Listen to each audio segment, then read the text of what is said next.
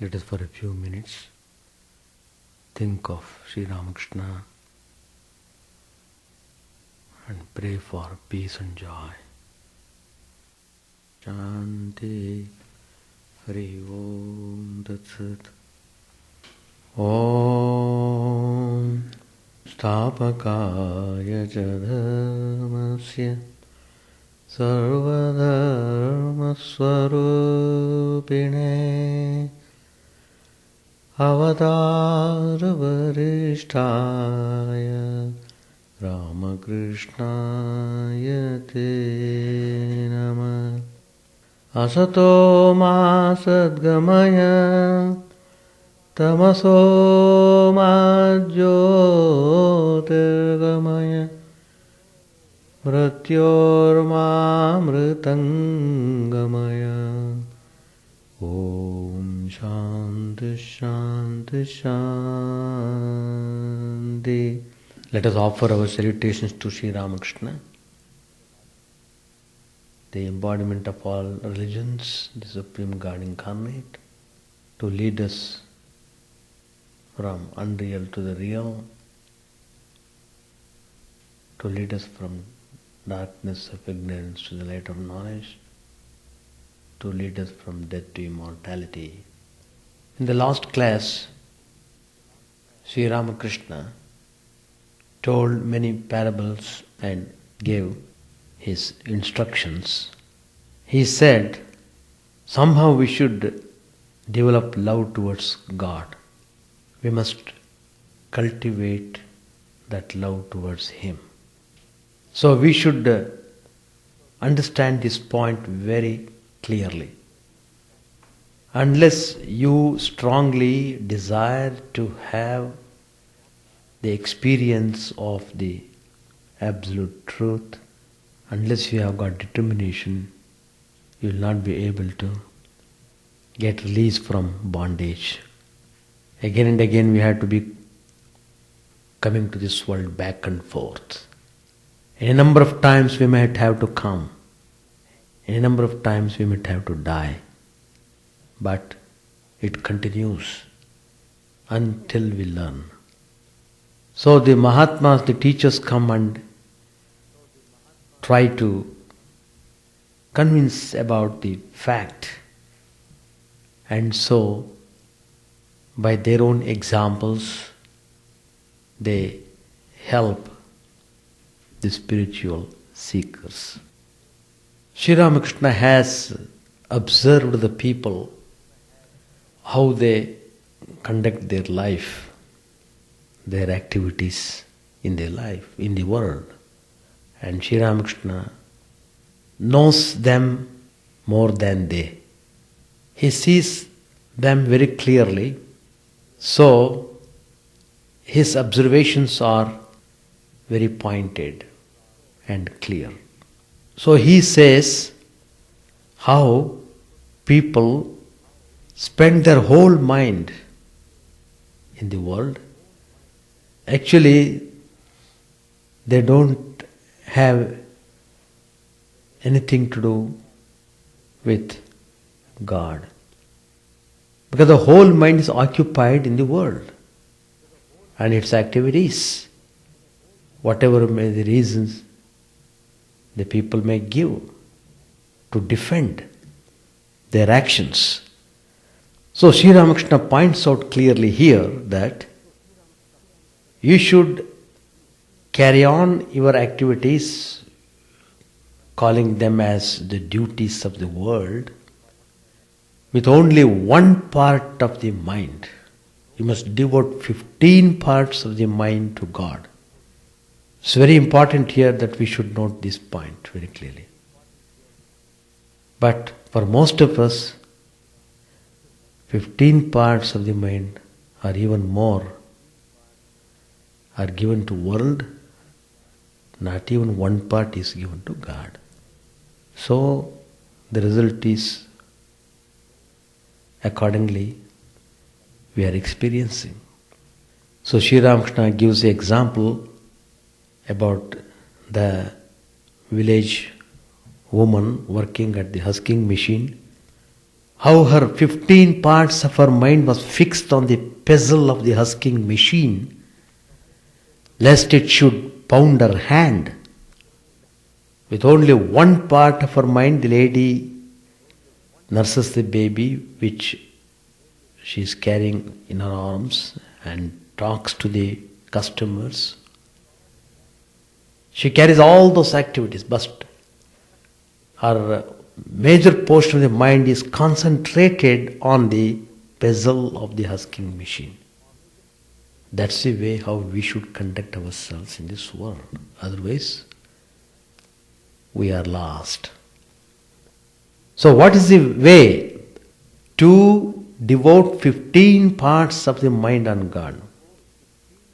The ways also are shown by Sri Ramakrishna. He says, japa, meditation, prayers, chanting, worship, all these things, through all these types of activities, you must engage 15 parts of the mind on God by doing these things. That means your major concentration is on these things, and the other thing will be taken care of by just one part of the mind. So as I said earlier, what we see in this world is that 15 parts of the mind have been given to the worldly duties. Even one part of the mind also is not properly given to God. So the result is egotism, pride, vanity, brutal selfishness. All these things come and occupy the mind, and they rule the people. You are ruled by these tendencies which you have created yourself on account of devoting your most of the mind in so-called worldly duties. So Sri Ramakrishna advises that as a spiritual doctor, he gives prescription. In favorable or in adverse circumstances, feel always that you have none but Him, and that you are serving Him through the faithful discharge of your allotted duties. The Lord's name, the name of the Divine Supreme, is the only truth. That's the only reality. Everything else is unreal and trash. To have faith in the Divine Lord, to be devoted to Him, to sing His glories, to worship Him, these are the only duties in life. If you neglect these duties, your life has gone in vain. So by engaging ourselves in these spiritual activities, the mind gets purified, and that purified mind will direct you from within. So the mind becomes your inner guru. It will guide you and it will continue to help you until the goal is reached. So we have to understand this point very clearly without any doubt. You may attend to 101 duties or earn billions of dollars, but know in our heart of hearts that all these are transient. The world is unreal. There can be nothing more certain than that. Someday all these things of the world are to be left behind. Whatever you have earned through your occupying yourself in the worldly activities, nothing comes with you when you leave this body. When death comes, you have to leave them everything, even forcefully. The one abiding reality is God. Duties will be there always. Is there any end to that? As long as this creation lasts, duties and responsibilities will exist. So what is the use of crying about the duties? In the midst of all these duties, you will have to make some time to call upon Divine Lord, or to meditate on your true self. Otherwise you will come to grief. There is not so much danger if one can hold on to God. It is very necessary to remember His name, to remember Him, to meditate on the truth. With one hand hold on constantly to the lotus feet of God, and with the other perform the duties of the world. When all your duties are over, you should hold lotus feet of God to your heart with both the hands. Without worrying about what others do, you have to remain occupied with your own spiritual practice and duties. Reading of scriptures daily constitutes a form of spiritual exercise. So you should analyze your mind and see whether you have been able to cover every bit of work with the Spirit of God, and judge whether the duties you are performing are for His sake or for the propitiation of your spurious self. Take refuge in the Lord, then attend to the duties of life. You can withstand much better the storms and stresses of the world. Sri Ramakrishna used to say, carry on your duties in the world just as servants and maidservants do their work in the houses of their masters. They serve their masters and do all their work, but all the time they think of their own people living in their village homes. In the same way, do all your duties, whatever you have to do in this world, but your mind should always be fixed on God. That's the way. You must all read Swami Vivekananda's Karma Yoga. Very, very important. I have seen in Bangalore, one of our old students became Vice Chancellor of Bangalore University, a very good person, well-charactered, follower of Gandhiji, great student of Vivekananda. When he became the Vice Chancellor, every year he would take several thousand copies of Karma Yoga and distribute it to the students. These ideas must be scattered everywhere. Spread the good ideas. It will minimize the confusion. So Swami Vivekananda in his Karma Yoga class very nicely dealt with the subject duty. I wish all of you read that Karma Yoga. He says in that Karma Yoga that the ordinary idea of duty is on the lower plane. Nevertheless, all of us have to do our duty. Yet, we may see this peculiar sense of duty. Sometimes it's very often a great cause of misery. Duty becomes a disease with us. It drags us ever forward. It catches hold of us and makes our whole life miserable. It is the bane of human life. This idea of duty is a midday summer sun which scorches the innermost soul of mankind. In a way, people become slaves to duty. Slaves. Duty leaves them no time to say prayers, no time to bathe. Duty is ever on them. They go out and work. Duty is on them. They come home and think of the work for the next day. duty is on them. It is living a slave's life, at last dropping down in the street and dying in harness like a horse.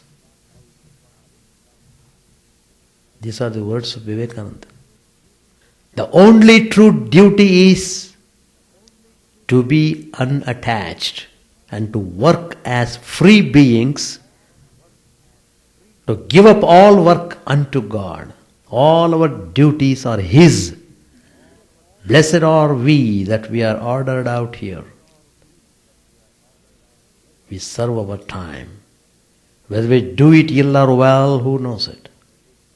If we do it well, we don't get the fruits. If we do it ill, neither do we get the care. Be at rest, be free and work. This kind of freedom is a very hard thing to attain. How easy it is to interpret slavery as duty, the morbid attachment of flesh for flesh as duty. Men go out into the world and struggle and fight for money and for any other thing to which they get attached. If you ask them why they do it, they say it is duty. It is an absurd greed for gold and gain, and they try to cover it with a few flowers. What is duty after all? It is really the impulsion of the flesh, of our attachment. And when our attachment has become established, we call it duty. It is, so to say, a sort of chronic disease. When it is acute, we call it disease. When it is chronic, we call it nature. It is a disease. So, when attachment becomes chronic, we baptize it with the highest sounding name of duty. We strew flowers upon it, trumpets sound for it. Sacred texts are said over it. And then the whole world fights and men earnestly rob each other for this duty's sake. Duty is good to the extent that it checks brutality. In a way, duty is bondage. Anyway, this subject has been very elaborately discussed by Swami Vivekananda in Karma Yoga. Please read that. At least you will know where you are. Everybody will do work. Lord Krishna also did work. He said, I can't stay for a moment without doing any work. But I have no duty as such. I incessantly work for the sake of the creation. I work without any attachment. That's the meaning of saying work for work's sake. Do it efficiently, offer it to God. Finished.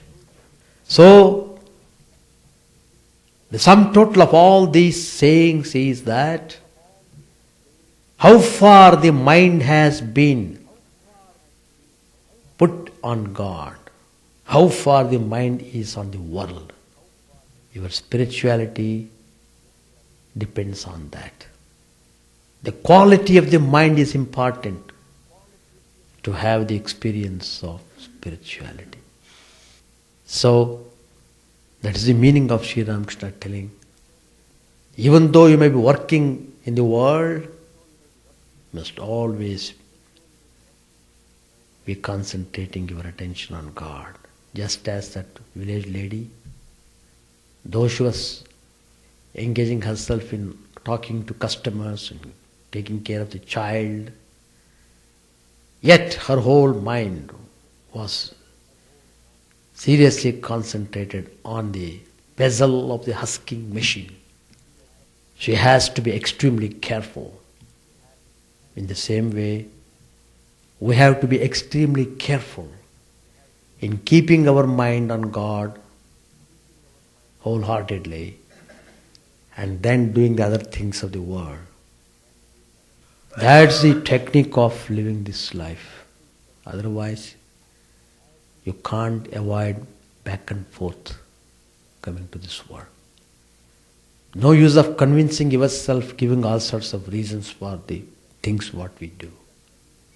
Truth remains same. If you want to achieve the truth, if you want to experience happiness and peace, you have to adopt all these teachings of Sri Ramakrishna very carefully in your life. Shirish, one of the devotees, was telling to Sri Ramakrishna, because I had read this just to go further, I am reading this little bit of the last class. Shirish said, we do not have time to pray to God. Sri Ramakrishna smiled and said, that's true. Nothing comes to pass except at the right time. Going to bed, a child said to his mother, Mother, please wake me up when I feel the call of nature. My son, said the mother, that urge itself will wake you up. I don't have to wake you. So, when we pass through all types of hardships in the life, that gives an awakening. It has to. Then you will find time to pray to God. It's all decided beforehand by God what each one shall receive. A mother-in-law used to measure rice with a dish for her daughters-in-law, but it was not enough for them. One day the dish was broken and that made the girls happy.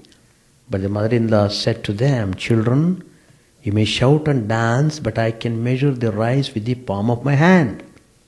To Shirish, Sri Ramakrishna said, surrender everything at the feet of God. What else can you do? Give him the power of attorney. Let him do whatever he thinks best. If you rely on a great man, he will never injure you. It is no doubt necessary to practice spiritual discipline, but there are two kinds of aspirants. The nature of the one kind is like that of a young monkey, and the nature of the other kind is like that of the kitten. The young monkey, with great exertion, somehow clings to its mother. Likewise, there are some aspirants who think that in order to realize God, they must repeat His name a certain number of times, meditate on Him for a certain period, and practice a certain amount of austerity.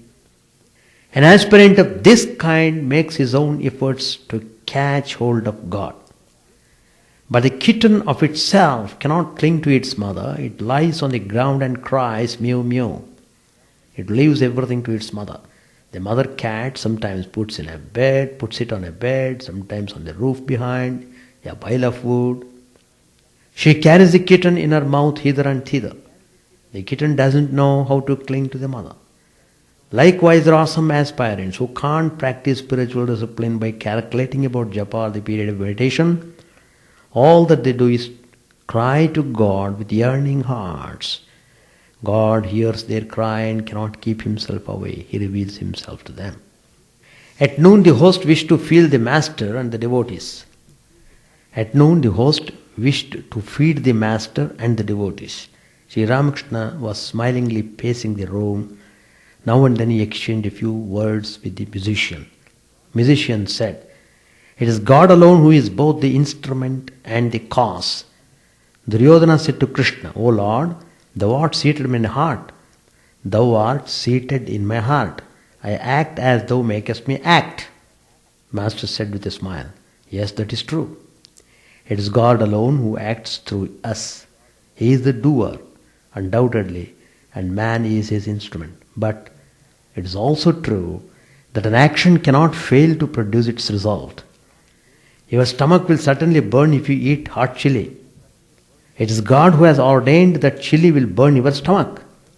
If you commit a sin, you must bear its fruit.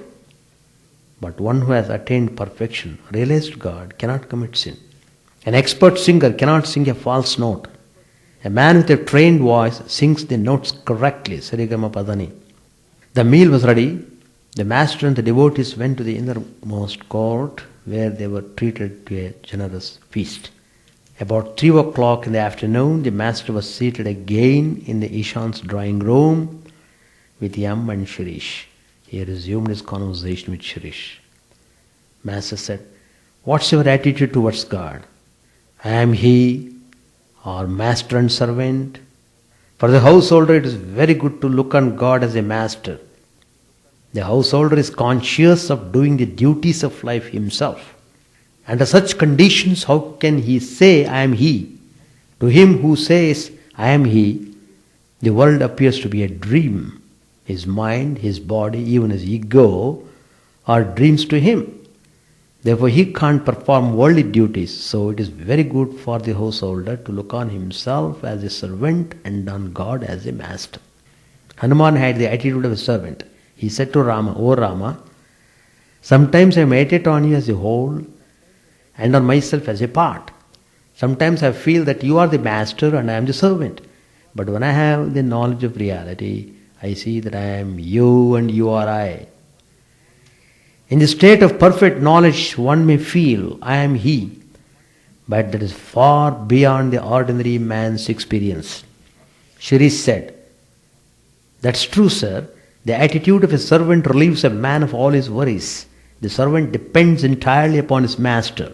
A dog is devoted to its master. It depends upon him and he is at peace." Master said, "Well, what suits your taste? God with form or the formless reality?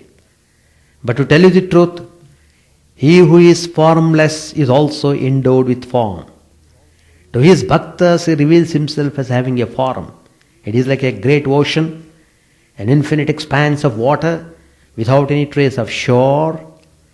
Here and there some of the water has been frozen. Intense cold has turned it into ice. Just so, under the cooling influence, so to speak, of the bhakta's love, the infinite appears to take a form. Again, the ice melts, and when the sun rises, it becomes water as before. Just as one who follows the path of knowledge, the path of discrimination, does not see the form of God anymore. To him everything is formless. The ice melts into formless water with the rise of the sun of knowledge. But mark this, form and formlessness belong to one and the same reality. At dusk the master was ready to start for Dakshineshwar. He stood on the south porch of the drawing room talking to Ishan. Someone remarked that the chanting of God's holy name did not always produce results. Ishan said, "How can you say that? The seeds of an Ashwatha tree are no doubt tiny, but in them lie the germs of big trees. It may take a very long time for them to grow." Yes, yes, said the master. It takes a long time to see the effect. Next to Ishan's was his father-in-law's house. Sri Ramakrishna stood at the door of his house, ready to get into the carriage. Ishan and his friends stood around to bid him adieu. Sri Ramakrishna said to Ishan, "You are living in the world as a mudfish lives in the mud. It lives in the mud, but its body is not stained. There are both Vidya and Avidya in this world of Maya. Who may be called a Paramahamsa? He who, like a swan, can take the milk from a mixture of milk and water, leaving aside the water. He who, like an ant, can take the sugar from a mixture of sugar and sand, leaving aside the sand." It was evening. The master stopped at Ram's house on his way to Dakshineshwar.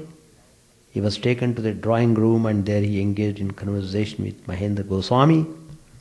Mahendra belonged to the Vaishnava sect and was Ram's neighbor. Sri Ramakrishna was fond of him. Master said, "The worshippers of Vishnu and the worshippers of Shakti will all ultimately reach one and the same goal. The ways may be different. The true Vaishnavas do not criticize the Shaktas." Goswami, smiling, said, "Shiva and Parvati are our father and mother." Sri Ramakrishna, out of his stock of a dozen English words, said sweetly, "Thank you." Then he added, "Yes, father and mother." Goswami said, "Besides, it's a sin to criticize anyone, especially a devotee of God. All sins may be forgotten, but not the sin of criticizing a devotee." Master said, But this idea of sin does not by any means affect all. For instance, the Ishwar Kotis such as incarnations of God are above sin. Sri Chaitanya is an example. A child walking on a narrow ridge and holding to his father may slip into the ditch, but that can never happen if the father holds the child by the hand. Listen, I prayed to the Divine Mother for pure love. I said to her, here is their righteousness, here is thy unrighteousness. Take them both and give me pure love for thee. Here is thy purity, here is thy impurity. Take them both and give me pure love for thee, O Mother. Here is thy virtue, here is thy vice. Take them both and give me pure love for thee. Goswami said, yes sir, that's right. Master said, he should undoubtedly bow before all views, but there is a thing called unswerving devotion to one ideal. True, you should salute everyone, but you must love one ideal with your whole soul. That is unswerving devotion. Hanuman could not take delight in any other form than that of Rama. The gopis had such single-minded love for the cowherd Krishna of Vrindavan. They didn't care to see the turbaned Krishna of Dwarka. A wife may serve her husband's brothers by fetching water or in other ways, but she can't serve them in the way she does her husband. With him she has a special relationship. Ram treated the master to sweets. Sri Ramakrishna was ready to start for Dakshineshwar. He put on his woolen shawl and cap and got into the carriage with Yam and other devotees. Ram and his friends saluted the master. We shall stop here. Now the debate can start on duty. Because it always creates a kind of confusion in the mind. If you don't carry on spiritual ideas in your mind, whatever duty you may be doing in the world, instead of releasing you from the bondage, they will bind you. So duty in that sense is not good.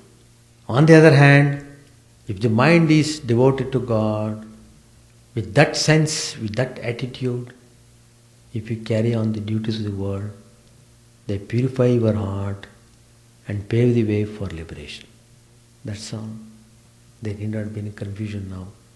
But what Swamiji has said, that how people talk cleverly, they talk cleverly. That's why spirituality is not tasteful to the people who love the world.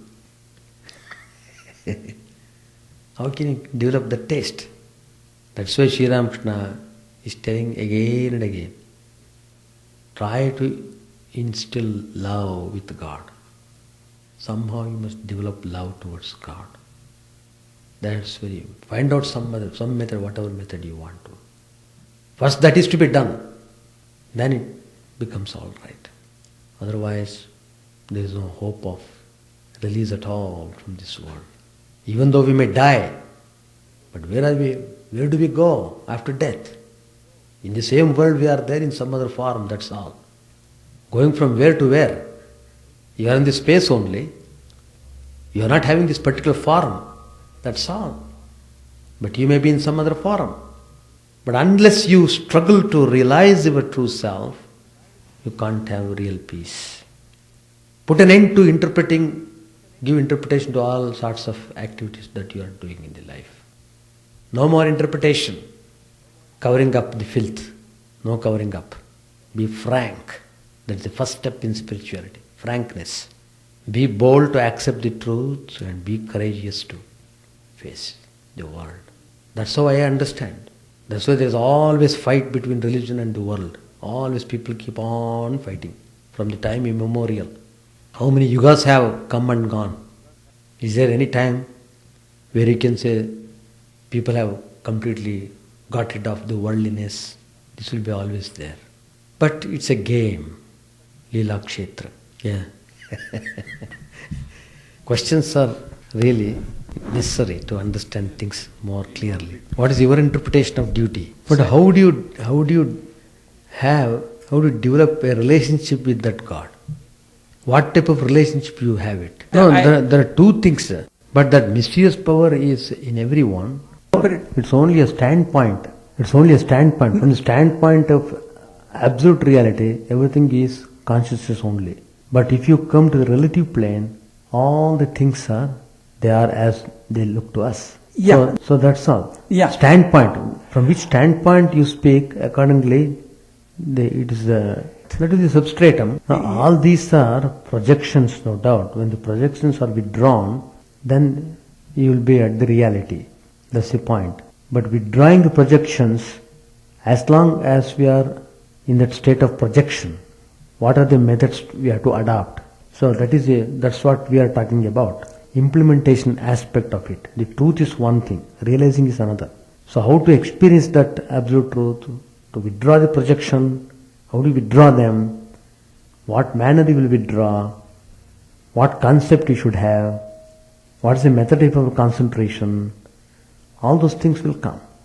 So unless the mind cooperates with you, you can't simply say, I have nothing to do with this. I may like to say that, but how far we are practical in what we say, how far we are unaffected, even though things happen in a different way, that is the measure of our development in spiritual life. So, Sri Ramakrishna is telling in every page, he is not denying the formless aspect, he is not denying Brahman.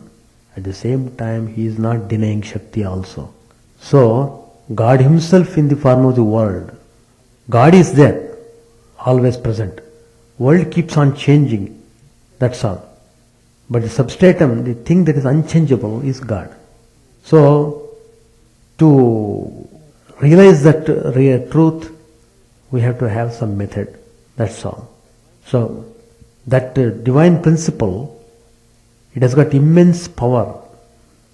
As Ramana Maharshi himself has said, it has got the divine power manifests itself in so many ways. Now, why it manifests, nobody can answer that. But it manifests, the divine power manifests in so many ways, and things go on in so many ways. So, we are speaking from the manifested state point of view. In the manifested state, when we are in this stage, when we are in the stage of bondage, how to get rid of that? That's the point. And once the illusion is lost, once the illusion is gone, then he is no more duped by illusion. For example, Sri Ramakrishna had experienced that highest reality. So even though he was talking with the people, all these things, he was always aware of his true nature. So that's the beauty of the realization. Now, to work in the world, you see, if they dwell upon their true reality, they can't function in the way in which they are to work. So in order to set an ideal to the people, they have to come with a veiling power. So they catch hold of Maya, and that Maya, for a certain period of time, it dilutes them. They are not bound by their any previous actions done in the previous lives as we ordinary beings are entitled to. But then in order to carry on the work, the divine power designs in such a way, things are to move that way. That's all. But the point here is, what Sri Ramakrishna is telling, whatever way you want to practice, you practice it. First of all, having a firm belief about the existence of God, that's the fundamental thing. If you have that, that's a good beginning of spiritual life. And God is not something foreign. He is your own self, your own true self. So the question of considering God as enemy doesn't arise. That question comes only when God is separate, you are separate. No, I'm telling you, same God who is residing in my heart. First of all, I should see that God in my heart, first of all, by concentrating on that whatever way I approach the God. Then you see the same God in all the beings. That expands your vision of God.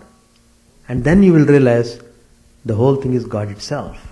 There is nothing that is without God. That's the point. But you have to, one has to develop love towards God or divine principle, whatever you may call by that name. But you have to have inclination towards realizing the truth. Then only these things will work properly. Otherwise, you can't put an end to this confusion.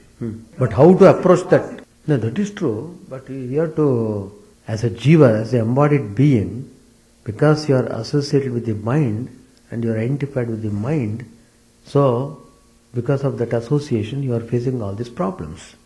So the solution is simple. You dissociate yourself with the mind and the chain of actions, the chain of thoughts that may come up. That's the solution. No, I'm telling no, that is true. That's what Sri Ramakrishna tells. That's the position. But how many people can do that way? See, truth can be approached by any manner, by any method. This is one method. Taking the witness attitude, observing the things objectively, and try to see the non-changing principle behind everything. That's one way. But the same truth can be approached by holding on to some divine form of God, just as Seturam, Jyoti and Chidananda and Elena and Srinivasan. So many names are there, so many forms are there. Like there, so many forms of gods also are there. So, when you take the world, when you are speaking from the relative sense, you have to accept everything. There is no part-by-part rejection. If you reject, you have to reject totally. So, if this world is true, then all other worlds are also true. If you accept these forms, you must accept the other forms also. Like that it goes on.